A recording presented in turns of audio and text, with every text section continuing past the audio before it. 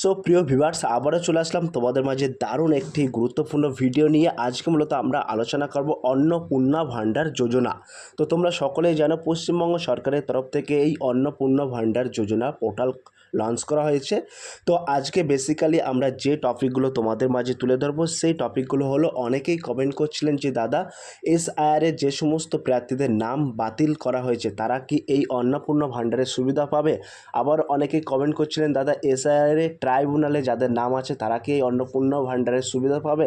আবার অনেকেই কমেন্ট করছিলেন যে দাদা যারা গভর্নমেন্ট আন্ডারটেকিং কাজ করে, যেমন পঞ্চায়েত এবং মিউনিসিপ্যালিটি, আদার্স ইত্যাদি জায়গায় যারা কর্মরত আছে, এটা গভর্নমেন্ট আন্ডারটেকিংয়ে, তারা কি এই সুবিধা পাবে। আবার অনেকেই কমেন্ট করছিলেন যে দাদা এই অন্নপূর্ণা ভাণ্ডার কত বছর বয়স থেকে দেওয়া শুরু হয়েছে।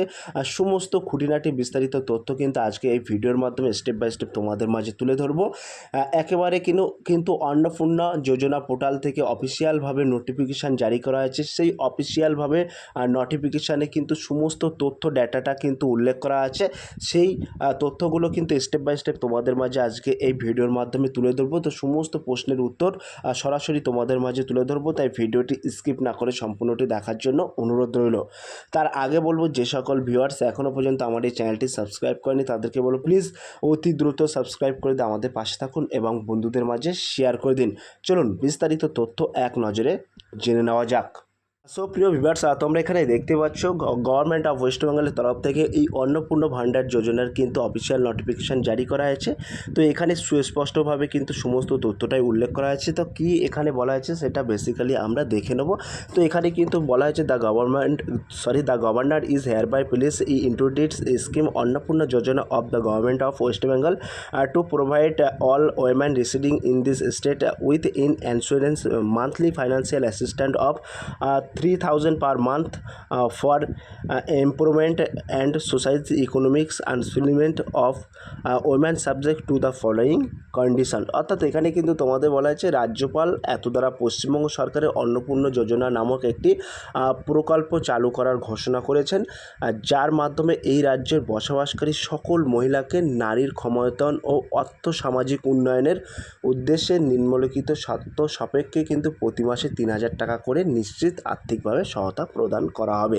সেই তথ্যটা কিন্তু এখানে বলা হয়েছে। তো তোমাদেরকে কিন্তু এখানে প্রতি মাসে কিন্তু 3,000 টাকা আর্থিক অনুদান দেওয়া হবে। তারপরে এখানে তোমরা দেখতে পাচ্ছ এখানে কিন্তু উল্লেখ করা আছে she is aged between 25 to 60 years. অর্থাৎ এই যে অন্নপূর্ণা ভাণ্ডারটা দেওয়া হবে এখানে কিন্তু তোমাদের বয়স রাখা হয়েছে 25, অর্থাৎ 25 ইয়ার্স টু বিটুইন 60 ইয়ার্স, অর্থাৎ 25 থেকে 60 বছরের মধ্যে মহিলারা কিন্তু এখানে সরাসরি আবেদন করতে পারবে। ঠিক আছে, যেহেতু এখানে অনলাইনে আবেদন প্রসেসটা এখনও অফিসিয়ালভাবে জানানো হয়নি, একেবারে কিন্তু সরাসরি লক্ষ্মী ভাণ্ডার যে সমস্ত মহিলারা লক্ষ্মী ভাণ্ডার পেত তাদের কিন্তু আইডিটা সরাসরি ট্রান্সফার করা হচ্ছে অন্নপূর্ণা ভাণ্ডার যোজনা স্কিমে। ঠিক আছে, তারপরে এখানে কি উল্লেখ করা আছে সেটা আমরা একটু দেখে নেব। এখানে কিন্তু বলা আছে she is not in any permanent government employment getting regular salary pension under the union or this state government any suitable body government undertaking panchayat municipal body local body teaching or non-teaching employment under this state government added educational institution etc. অর্থাৎ এখানে কিন্তু বলা হয়েছে যে সমস্ত মহিলারা এখানে কেন্দ্র সরকার ও রাজ্য সরকারের অধীনে কাজ করছে এবং পেনশনভুক্ত যারা আছে এবং স্থায়ী চাকরিতে কর্মরত আছে এবং পঞ্চায়েত পৌরসভা স্থানীয় সংস্থা এবং গভর্নমেন্ট আন্ডারটেকিংয়ে যে সমস্ত স্টাফরা অর্থাৎ যে সমস্ত মহিলা প্রার্থীরা নিযুক্ত আছেন তাদের কিন্তু এখানে কোনো রকমভাবে এই অন্নপূর্ণা ভাণ্ডারের সুবিধা দেওয়া হবে না। ঠিক আছে, এমনকি যারা এখানে নন টিচিং বা টিচিং পদেও আছে তারাও কিন্তু এখানে কোনো রকম এই সুবিধা পাবে না। ঠিক আছে, তারপরে এখানে কি উল্লেখ করা আছে she is not paying any income tax, অর্থাৎ তিনি কোনো আয়কর দিচ্ছেন না। ঠিক আছে, তারপরে এখানে কি বলা হয়েছে সেটা কিন্তু আমরা একটু দেখে নেব। এখানে কিন্তু বলা হয়েছে the suitable financial assistance of 3,000 per month shall be credited directly thought direct benefit transfer অর্থাৎ DBT to the Aadhaar linked bank account in the name of the beneficiary with effect for 1 June 2026। অর্থাৎ বলা হয়েছে নির্ধারিত মাসিক 3,000 টাকার আর্থিক সহায়তা 1 June 2026 থেকে সুবিধাভোগীর নামে আধার সংযুক্ত ব্যাঙ্ক অ্যাকাউন্টে ডাইরেক্ট বেনিফিট ট্রান্সফারের মাধ্যমে সরাসরি জমা করা হবে।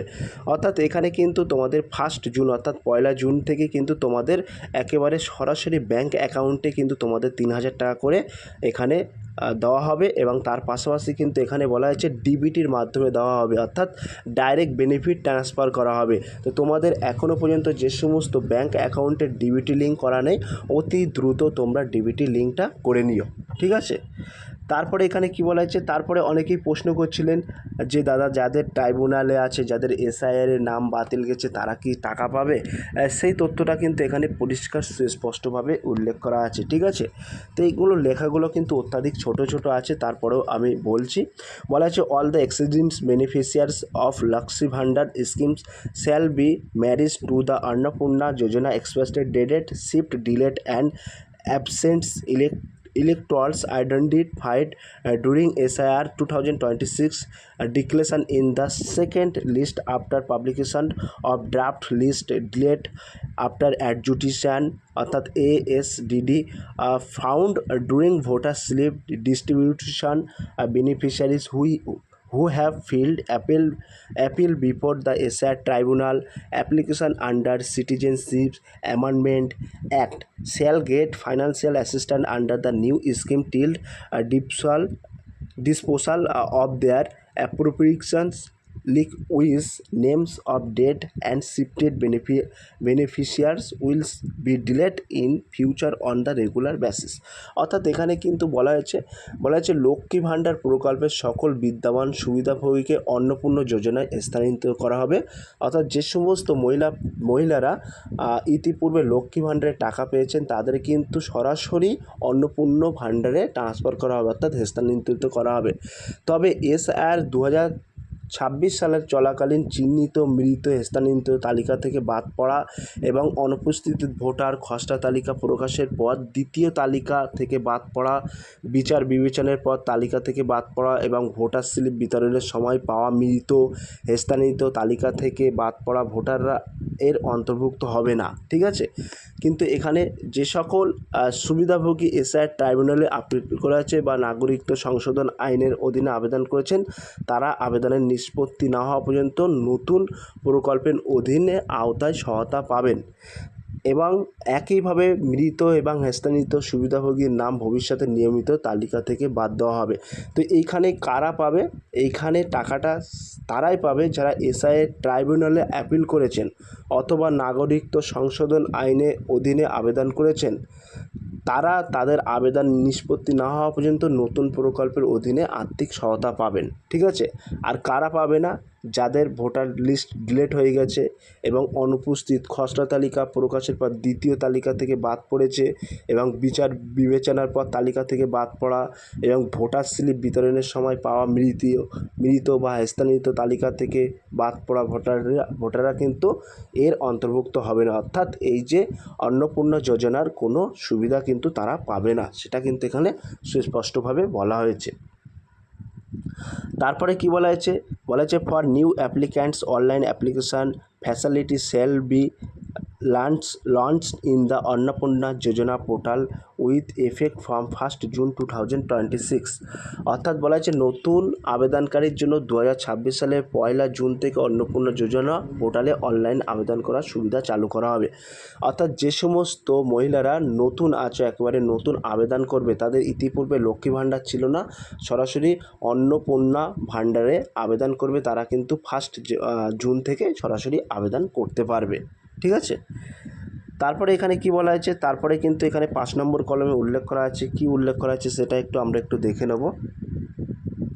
The applicant received under the Annapurna Yojana shall be duly equated into be the government of officials authorized for this purpose after a verification enquired the block development officer অর্থাৎ BDO in rural areas and the sub divisional officer অর্থাৎ SDO in urban areas shall remain the list of eligible application online to the district magistrate for the sanctions in the areas within the ju- jurisdictions of the Kolkata Municipality Corporation. This process shall be complete by the officers of Kolkata Municipal Corporation. The inquiry report of the sanctioned case will be upload the at Annapurna Yojana portal. অর্থাৎ এখানে কিন্তু তোমাদের বলা হয়েছে অন্নপূর্ণা যোজনার অধীনে প্রাপ্ত আবেদনগুলি এই উদ্দেশ্যে ক্ষমতাপ্রাপ্ত সরকারি কর্মকর্তাদের দ্বারা যথাযথভাবে যাচাই করা হবে এবং যাচাই তদন্তের পর গ্রামীণ এলাকার ব্লক উন্নয়ন কর্মকর্তা অর্থাৎ বিডিও এবং শহর অঞ্চলে মহকুমা কর্মকর্তা অর্থাৎ এসডিও অনুমোদনের জন্য যোগ্য আবেদনকারীকে তালিকায় অনলাইনে জেলা ম্যাজিস্ট্রেটের কাছে সুপারিশ করবেন। কলকাতা পৌর কর্পোরেশন আওতাধীন এলাকাগুলিতেও এই প্রক্রিয়াটিতে কলকাতা পৌর কর্পোরেশন কর্মরতরা সম্পূর্ণ করবেন। অনুমোদিত মামলাগুলো তদন্ত প্রতিবেদন অন্নপূর্ণা যোজনা আপলোড করা হবে। অর্থাৎ তোমরা যখনই আবেদন করবে এইগুলো কিন্তু তোমাদেরকে ভেরিফিকেশান করা হবে। সেটা বিডিওর আন্ডারে পড়লে বিডিওরা ভেরিফিকেশান করবে, এসডিওর আন্ডারে পড়লে এসডিও ভেরিফিকেশান করবে এবং এইগুলো সমস্ত ভেরিফিকেশান করার পরে সেগুলো কিন্তু ম্যাজিস্ট্রেটের কাছে পৌঁছাবে। তারপরে কিন্তু তোমাদেরকে পোর্টালে অর্থাৎ অন্নপূর্ণা যোজনা পোর্টালে আপলোড করা হবে। ক্লিয়ার? 6 নম্বরে কী বলা হয়েছে? 6 নম্বরে বলা হয়েছে contract district magistrate cell act এ authorized in the districts and the commissioner Kolkata Municipal Corporation অর্থাৎ KMC shall act as the authorized in KMC area। অর্থাৎ এখানে কিন্তু বলা হয়েছে সংশ্লিষ্ট জেলা ম্যাজিস্ট্রেট গণ জেলাসমূহে অনুমোদনকারী কর্তৃপক্ষ হিসেবে কাজ করবেন এবং কলকাতা পৌর কর্পোরেশন অর্থাৎ কেএমসি এলাকায় কমিশনার কলকাতা কর্পোরেশন অনুমোদন কর্তৃপক্ষ হিসেবে কাজ করবেন। অর্থাৎ এখানে কিন্তু যে সমস্ত ডিস্ট্রিক্ট ম্যাজিস্ট্রেট আছে তারা কিন্তু ম্যাজিস্ট্রেট জেলার অনুমোদনকারী কর্তৃপক্ষ হিসাবে কিন্তু কলকাতা পৌর কর্পোরেশন অর্থাৎ কেএমসি এলাকায় কমিশনাররা কিন্তু এটি কাজ করবে। ঠিক আছে? তো এইটা কিন্তু বেসিক্যালি এই অফিসিয়াল নোটিশ দিয়ে কিন্তু এইগুলো জানানো হয়েছিল। তো সমস্ত তথ্যটাই কিন্তু তোমাদের মাঝে তুলে ধরলাম, কারা টাকা পাবে এবং কত বছর থেকে আবেদন শুরু হবে, সমস্ত বিস্তারিত তথ্যটা কিন্তু সংক্ষেপে তোমাদের মাঝে স্টেপ বাই স্টেপ তুলে ধরলাম আজকে এই ভিডিওর মাধ্যমে। যদি আজকের এই ভিডিওটি ভালো লেগে থাকে প্লিজ লাইক, কমেন্ট এবং শেয়ার করে দিন বন্ধুদের মাঝে। ফিরে আসছে আগামী দিনে তোমাদের জন্য very most important topic video নিয়ে।